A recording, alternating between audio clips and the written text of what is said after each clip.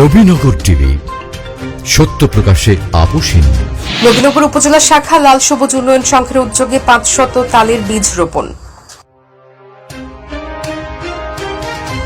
লাল সবুজ উন্নয়ন সংঘ নবীনগর উপজেলা শাখার উদ্যোগে 500 তালের বীজ রোপণ করা হয়েছে। আজ রবিবার সকালে উপজেলার বিদ্যাকুট ইউনিয়নের বিদ্যাকুট টু ভৈরবনগর রাস্তার মধ্যে তালের বীজ রোপণ করা হয়েছে। তালের বীজ রোপণকালে উপস্থিত ছিলেন ব্রাহ্মণবাড়িয়া সরকারি কলেজের সাবেক ভিপি, বিদ্যাকুট ইউনিয়ন পরিষদের চেয়ারম্যান এনামুল হক ভিপি এনাম, লাল সবুজ উন্নয়ন সংঘের ব্রাহ্মণবাড়িয়া জেলা শাখার সভাপতি মমিনুল হক রুবেল, জেলা শাখার সাধারণ সম্পাদক মাহবুবুর রহমান মাহি, উপজেলা শাখার সাংগঠনিক সম্পাদক ইমাম হোসেন। এ সময় আরো উপস্থিত ছিলেন ওবায়দুল, রায়হান, হৃদয়, সোহেল, মফিজুল আক্তার, হেলাল, মোশাররফ, নাহিদ প্রমুখ।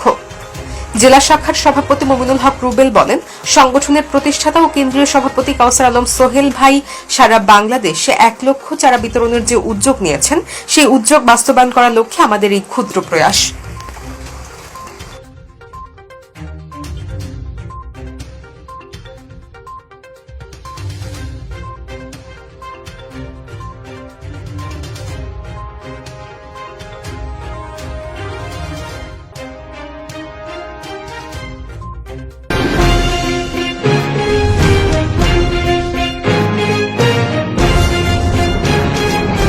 নবীনগর টিভি, সত্য প্রকাশে আপোষহীন।